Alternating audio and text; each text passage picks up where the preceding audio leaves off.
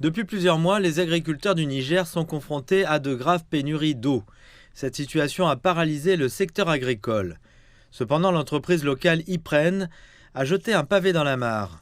Avec un téléphone en main, un agriculteur comme Adamou Ousseini peut effectuer d'autres tâches sans se soucier de l'arrosage de ses terres.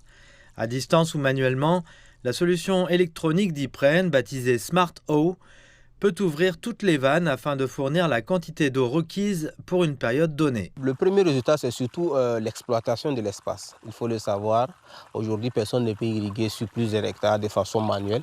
Et donc, grâce au dispositif, on a pu vraiment exploiter tout le terrain qu'on a. Et si on a encore d'autres terrains, on peut l'ajouter. Le second avantage, c'est surtout l'eau. Parce qu'on est dans des, comme j'avais dit, on est dans des zones qui sont extrêmement difficiles d'accès, qui sont un peu désertiques. Donc, avoir l'eau de façon permanente.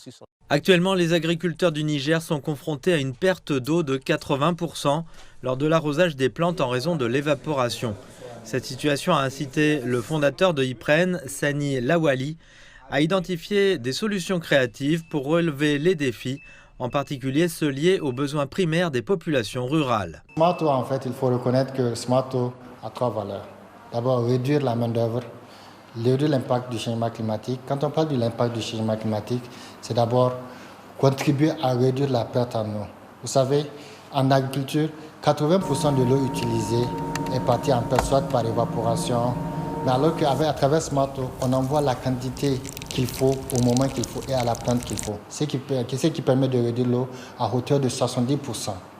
En plus, cette technologie permet d'augmenter le rendement des producteurs agricoles parce qu'ils auront la capacité. Lorsque les commandes de Smart Eau sont passées, elles sont envoyées en Chine pour l'assemblage final avant d'être ramenées au Niger.